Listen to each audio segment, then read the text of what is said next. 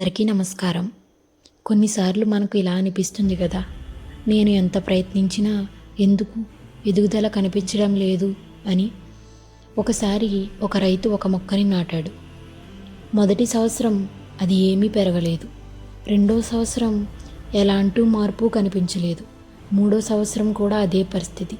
చూసిన వాళ్ళందరూ నవ్వారు. ఇది ఎప్పటికీ పెరగదు అన్నారు.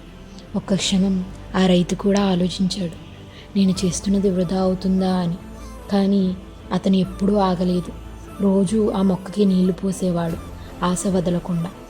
5వ సంవత్సరం అదే మొక్క కొన్ని వారాల్లో ఎత్తుగా పెరిగింది.